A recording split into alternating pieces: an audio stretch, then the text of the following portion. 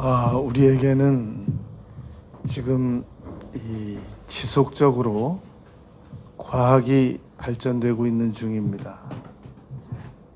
그러면 생각할 것이 있습니다. 과학은 계속 발전되는데 왜 절망하는 사람들은 더 많이 늘어가느냐는 겁니다. 과학이 계속 발전된다면 희망적인 사고를 하는 사람들이 더 많아져야 할 것 아니겠습니까? 그런데 과학은 지난 100년보다, 지난 50년보다, 지난 10년 전보다 훨씬 더, 그것도 아주 빠른 속력으로 발전되어 가고 있는 중입니다. 그런데 왜 전 세계적으로 자살 인구는 더 많이 늘어나며 절망하는 사람들은 더 많이 늘어나느냐는 겁니다. 희망을 가지고 있다는 사람들은 찾아보기가 어렵겠느냐는 겁니다. 만일 저 프랑스의 떼제베, 일본의 신간센, 우리나라의 KTX가 빠른 속력으로 달리는 만큼 앞을 전혀 볼 수 없고 양옆을 전혀 볼 수 없는 상황에서 속력이 그만큼 빠르게 진행되고 있다고 하면 얼마나 두렵겠습니까? 비록 도움은 안 되지만 양옆이 보이고 앞이 보이기 때문에 빠른 속력으로 달리더라도 덜 두려운 것이란 말입니다. 과학은 빠른 속력으로 발전해 나가고 있는데 앞이 보이지 않는다면 인간은 두려워할 수밖에 없다는 겁니다. 전도서에서는 사람은 단 1초 앞도 바라볼 수 없다고 5곳에서나 말했습니다. 인간은 단 1초 앞도 내다볼 수 없는데 빠른 속력으로 과학이 발전되어져 나가니까 그것이 심리적인 안정을 주는 것이 아니라 오히려 두렵게 만들어가고 있는 상황이란 말입니다. 이러한 상황에서 우리는 어떻게 하면 희망적인 사고를 할 수 있을까? 내일에 대한 희망을 가질 수 있을까를 오늘 5가지를 생각해 보겠습니다. 첫 번째로, 희망은 방향을 바꿔서 하나님을 바라보아야만 가질 수 있는 겁니다. 이 옥스퍼드 사전에서는 희망이라고 하는 단어가 15가지로 소개가 되고 있습니다. 그런데 14가지는 별로 설득력이 없다, 그렇게 생각이 들었습니다. 그런데 그 중에 하나가 이 KEU에서 쿠에라고 하는 인도 유로보족들이 사용하고 있는 단어 중에 방향을 바꾸는 것이다, 방향을 바꾸어 바라보는 것이다 라는 희망에 대한 정의가 있었습니다. 아주 좋은 정의라고 생각합니다. 성경적으로 딱 맞아떨어지는 그런 그 말씀이기 때문에, 정의이기 때문에 그러합니다. 시편 42편 5절 11절에 보면 어찌하여 낭망하느냐, 너는 하나님을 바라보라 라고 시편 기자가 기록을 했습니다. 우리의 도움이 어디서 올꼬? 천지를 지으신 여호와 하나님에게서로다. 시편 121편에 기록된 내용입니다. 그러니까 우리가 잘못된 방향을 바라보아 가지고 그곳에서 희망이 나타나지기를 바란다는 것은, 그것은 전혀 헛수고인 것입니다. 약속한 사람이 나타나는데 기다리는 중인데 어느 길로 올지 모른단 말입니다. 세 길 중에.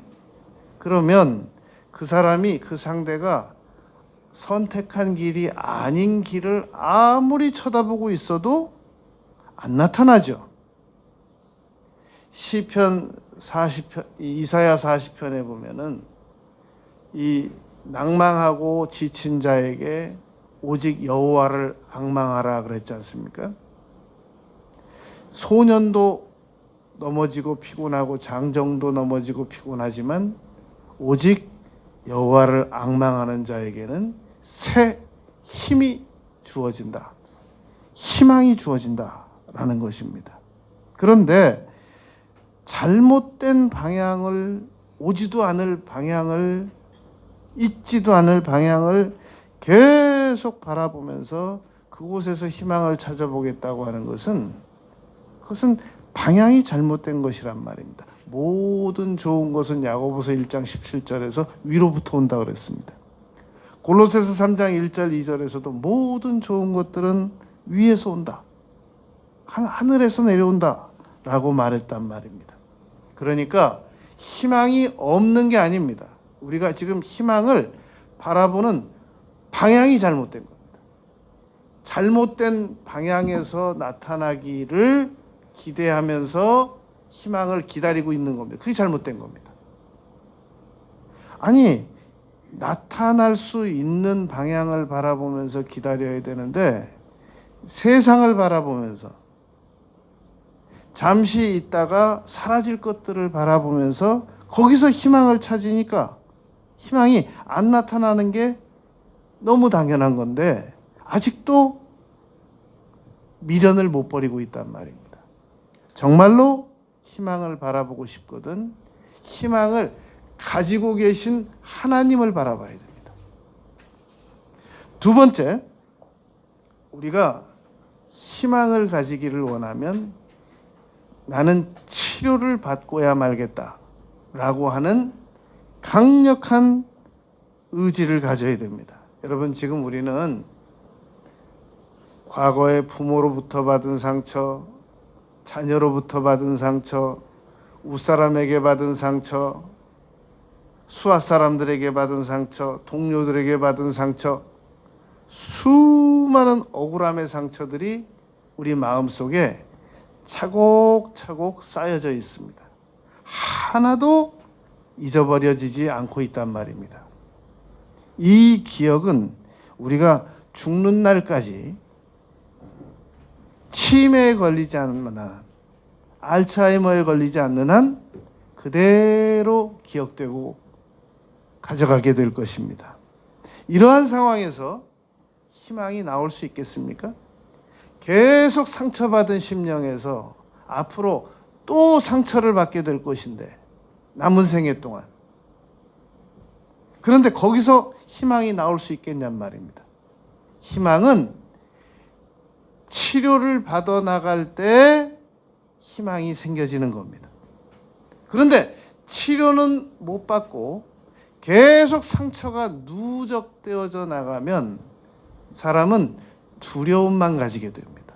또 오른쪽으로 돌아도 또 상처받겠지, 왼쪽으로 돌아도 상처받겠지, 뒤를 돌아봐도 상처받겠지, 오늘 출근하면 또 상처받겠지, 오늘 집에 들어가면 또 상처받겠지, 오늘 그 사람 만나면 또 상처받겠지. 계속 두려움의 생각이고 두려움의 연속이란 말입니다. 그러나 상처는 받지만 치료를 계속 받아나가면 사람에게 희망이 생겨집니다. 그래서 이사야서 53장 7절, 마태복음 8장 17절, 베드로전서 2장 24절 말씀 보면 예수님께서 책찍에 맞으신 것은 우리를 치료받게 하시기 위함이셨다라는 겁니다. 여러분, 우리가 희망을 가지게 되면 하나님을 더 많이 의지하게 됩니다. 희망을 가지게 되면 불가능을 가능할 것이라고 믿게 됩니다. 우리가 희망을 가지게 되면 계속 미래를 위해서 준비해 나갑니다. 그런데 희망이 없기 때문에 나는 또 수치를 당하고야 말 것이야. 분명히 시편 25편 3절에서 이사야서 49장 23절에서 나를 의지하는 자는 수치를 당하지 아니하리로다 라고 약속하셨거든요. 그러니까 우리가 희망을 가지고 살아가면 어떤 어려움과 난관이 다가오더라도 그것을 계속 이겨나갈 수 있습니다. 그런데 희망적인 사고는 가지지 않고 나는 앞으로도 내가 세상을 이만큼 살아보니까 알겠는데 세상은 고난을 위하여 온 거야. 나는 인생은 욥기 5장 7절에서 고난을 위해서 태어났다고 그랬어. 그러므로 내가 인생 이만큼 살아보니까 수없이 많은 아픔과 고통과 상처를 받아왔는데 앞으로도 수없이 많은 고통과 상처가 기다리고 있을 거야. 틀림없는 말입니다. 그러나 그렇게 생각하는 분이 한 가지 놓치고 있는 게 있는데 이 세상은 치료받을 수 있는 곳이기도 하다라는 겁니다. 여러분, 치료는 천국만 가서 받는 게 아닙니다. 분명히 예수님께서 오시기 700년 전에 이사야서 53장 7절에 치료를 약속해 두셨습니다. 그리고 마태복음 8장 17절에서도 그 마태가 치료의 약속을 기록해 두었습니다. 베드로 사도가 2장 24절에서 사람은 예수님께서 책찍 맞으셔서 우리를 치료하시고자 하는 그 치료의 능력의 약속의 말씀을 분명히 기록해 두었단 말입니다. 그러므로 우리가 상처를 안 받으면서 살아가면 좋죠. 그러나 우리는 여러분 우리가 뒤돌아보세요. 어느 달, 어느 해, 어느 주간, 어느 날 상처 안 받고 지나온 날이 있었나? 우리는 앞으로도 상처 받습니다. 그러나 치료도 받을 수 있단 말입니다. 그러므로 치료하시는 하나님을 바라보아야만 희망을 가질 수 있게 됩니다. 세 번째, 우리가 희망을 가지게 되면은 회개를 한 번을 해도 더합니다. 사람이 이 희망이 사라져 버리면 회개 안 합니다. 뭐 어차피 이렇게 살다 가는 거지. 회개 하나 안 하나 내 환경 별로 달라지는 것도 없는데 무슨 회개를 그렇게 공들여서 하느냔 말이죠. 그러나 희망이 사람이 생겨지면 달라집니다. 희망이 생겨지면 요한일서 3장 3절 말씀처럼 주를 향한 소망을 가지는 자마다 자기를 깨끗게 하느니라. 희망이 생기면 사람이 여러분 어떻게 데이트 약속이 있는 청춘 남녀가 자기를 더 예쁘게 안 가꾸겠습니까? 희망이 생겼는데. 희망이 있으면 여러분 옷 한 번도 더 빨아입고 희망이 있으면 방 한 번도 더 치우고 희망이 있으면 욕심도 버립니다. 어떤 사람이 물속에 들어가서 오래 견디는 그런 시합을 했습니다. 외국에서 실제 있었던 일인데요. 그런데 물속에 들어가서 가장 오래 견딘 사람과 시합하러 들어간 선수가 안 나오더랍니다. 물속에 들어가 봤더니 죽었던 겁니다.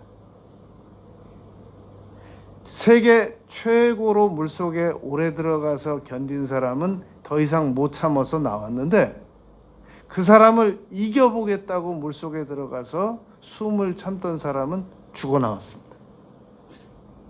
그 사람이 정말로 승리에 대한 집념이 강해서 물속에서 죽음을 맞이하기까지 견뎠느냐? 희망이 없기 때문에 욕심을 부리면서 그 안에서 죽어 나왔겠느냐? 그건 여러분들의 판단에 맡기겠습니다.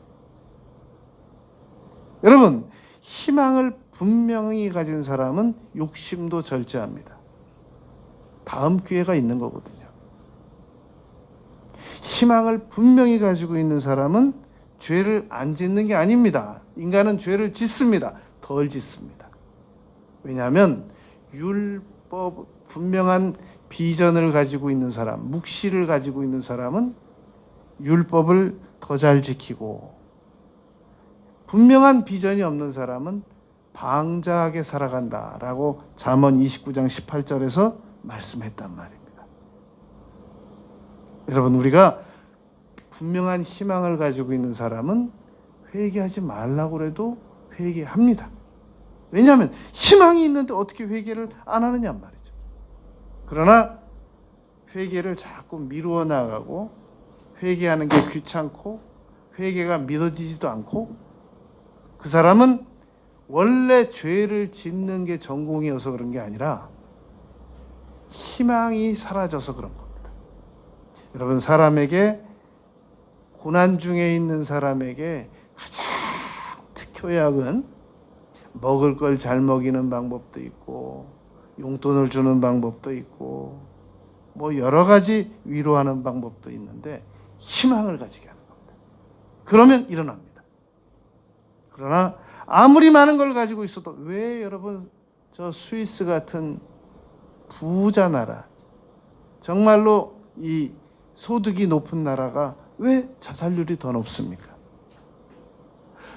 발전된 과학과 쌓여진 부는 생활을 편하게는 하지만 희망까지 주지는 못한단 말입니다. 그러므로 사람은 희망을 가질 때 더 발전된 생산적 노력을 할 수 있게 된단 말입니다. 네 번째, 희망을 가진 사람은 축복을 기대합니다. 여러분, 희망이 그러면 없는 사람은 축복을 기대하지 않느냐? 희망이 없는 사람은 근근히 밥 먹고 살아가기를 기대합니다. 그러나 분명한 희망을 가지고 있는 사람은 미래에 대한 축복을 기대합니다.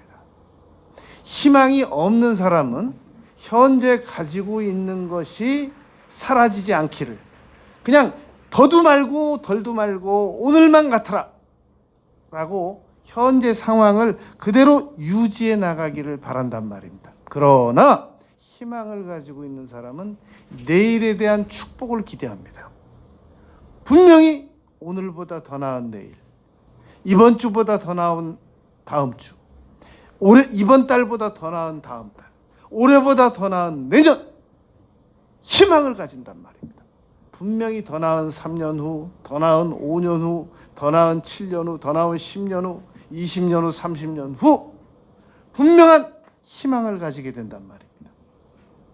고린도후서 8장 9절에 보면 그리스도께서 가난하게 되심은 우리를 부욕해 하시기 위함이라고 말씀하셨습니다. 예수님께서는 여러분 오셔서 땅 한 평도 소유하신 일이 없으시고 뭐 오단벌도 좋은 거 입었다고 기록된 바가 없으십니다. 나귀 타고, 작은 나귀 타고 호산나 찬양 받으면서 입성하신 것 외에는 아무 소유가 없었습니다. 여러분, 그러면 우리는 다 예수님처럼 그저 가난하게만 배낭 하나 턱 들고 그저 가난하게만 살아가는 것이 청빈의 삶이 바로 그리스도인의 삶이라고 말하고 있는 구절이 성경 어디에 있습니까? 특별히 복음을 전하는 제자들에게 두 벌 옷 가지지 말라고 그랬다고 해서 그것이 모든 그리스도인들에게 동일하게 적용된다는 근거 구절이 어디 있습니까? 예수 믿는 사람들은 가난하게 살아야 된다고 하는 근거 구절이 성경 어디 있습니까? 성경에서 예수 믿는 사람들은 부자 되면 안 된다라는 성경 구절이 여러분 어디 있습니까? 우리는 하나님께 축복을 받아서 그것을 잘 활용해야 됩니다. 그런데 조심할 게 있습니다. 많은 그리스도인들이 하나님께 더 많은 물질 받기를 희망하고 있습니다. 그런데 그 물질을 어디 사용하려고 하냔 말이죠. 이렇게 물어보면은 하나님께 드리려고 한다고 합니다. 그러면 하나님께서 이렇게 말씀하시면 어떻게 하시겠습니까? 그래, 그럼 내가 받았다고 칠게. 그럼 어떻게 하시겠습니까? 아니, 그건 말고요.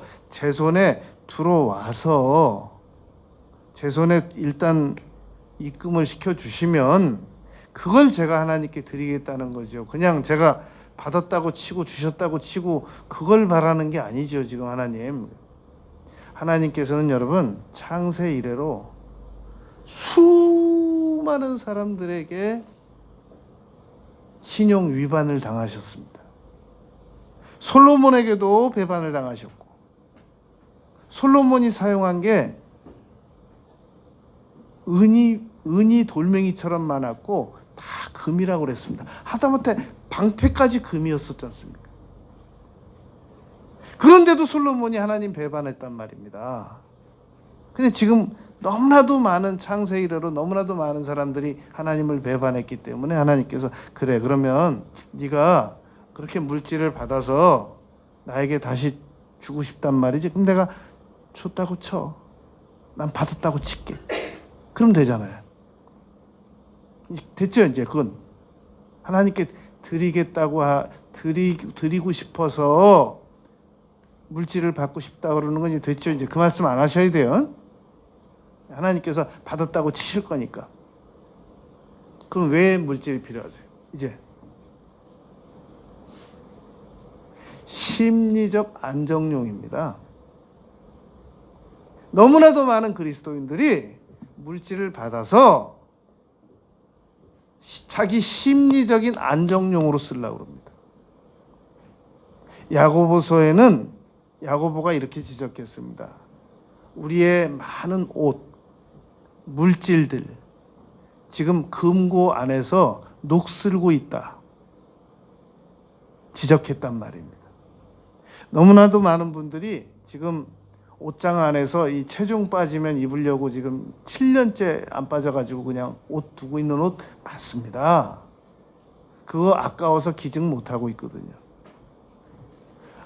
우리 너무나도 많은 그리스도인들이 금고 안에 여러 금부치 많이 가지고 있습니다. 그거 1년에 한 번도 제대로 안 쳐다보거든요. 그대로 가지고 있어요. 심리적 안정용으로 사용하는 겁니다. 많은 그리스도인들이 통장에 돈 가지고 있습니다. 심리적 안정용으로 사용하고 있는 겁니다. 우리나라는 그래도 덜해요. 미국에서는 골드만삭스를 전체 다 인수할 만한 그런 재정을 가진 부자 회사들이 많습니다. 그냥 그대로 가지고 있습니다.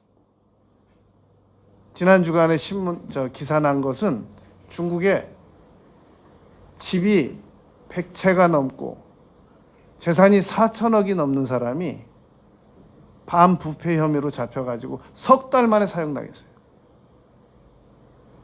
뭐 우리 같으면 재판을 대법원까지 무슨 상고하고 해서 한 1년은 걸릴 거 아니겠습니까? 석 달 만에 재판받아가지고 그냥 사형당했어요. 몇 천억대 부자가. 여러분, 하나님께서 어떤 사람들에게 물질을 주시느냐면 물질을 생산적으로 재활용하는 사람들에게 물질을 축복하십니다. 그런데 통장에 넣어놓고 심리적으로 안정이 된 다음부터 그 다음부터 발생되는 수입을 가지고 하나님의 일을 하겠다고 하는 사람들에게는 받았다고 칠게. 내가 줬다고 쳐. 그러십니다. 하나님께서 물질의 축복을 주시는 분입니다. 그런데 그 물질을 심리적인 안정용으로 쓰려고 구하면 너희가 구하여도 받지 못함은 정욕으로 쓰려고 잘못 구함이니라. 야고보서 4장 2절 말씀입니다.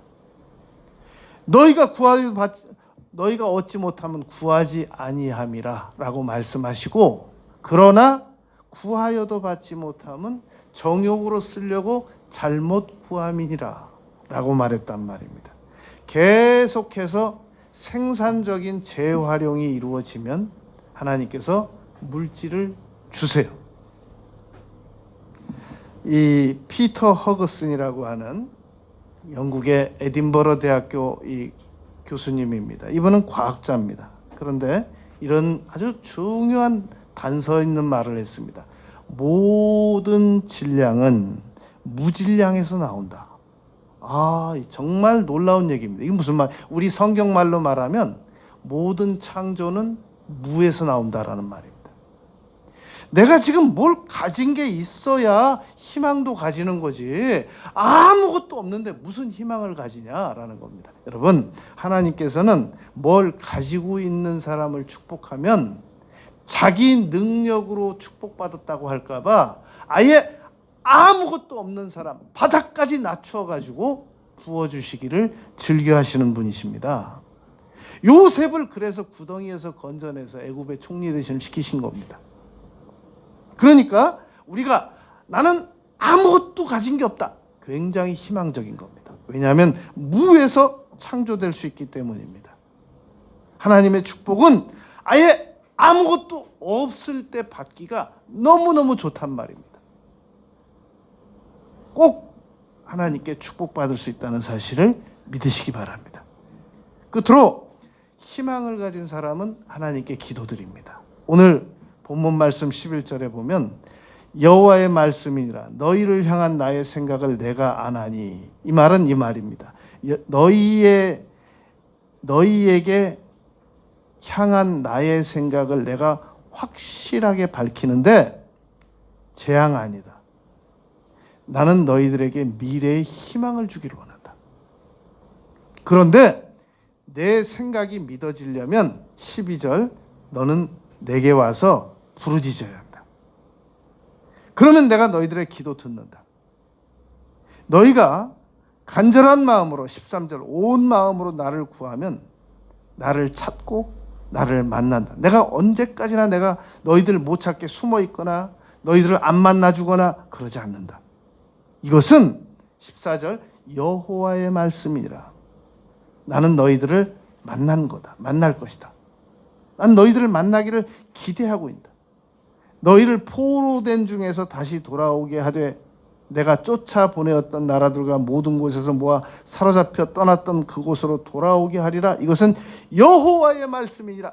너희가 어떤 처참한 상황에 처해져 있다고 할지라도 간절히 기도드리면 나는 너희들을 반드시 다시 건져내고 만나줄 것이다 라는 말입니다.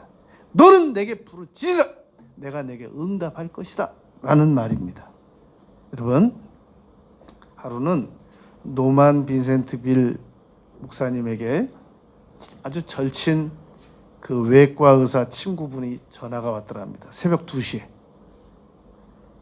무슨 일이야? 그랬더니 지금 수술 중인데 환자가 희망이 없어. 빨리 와서 기도 좀 해주게. 연락이 왔더랍니다. 노만 빈센트 빌 목사님께서 아니 그 자네가 그 의술로 다 해보고 그런 상황에서 이제 희망이 없는 환자인데 내가 가서 기도한다고 무슨 대단한 일이 있을 거라고 나를 이 새벽에 오라고 그래. 그랬더니 그 절친 외과 의사 친구분이 화를 펄컥 내면서 그러더랍니다. 이 사람아 지금 의술로 희망이 없으니까 하나님께 기도해달라고 하는 거 아니야? 그래서 그 새벽에 뛰어갔대. 간절히 기도했대. 환자가 살아났대. 여러분, 기도드리면 놀라운 희망적인 일이 생깁니다. 오늘 우리는 하나님께 시야를 하나님 쪽으로 향하고 시선을, 그리고 치료를 갈망하고, 그리고 회개하고, 그리고 축복을 기대하고, 그리고 간절히 기도하면 반드시 우리에게 희망적인 날들이 계속 다가올 줄 믿습니다. 기도드리겠습니다.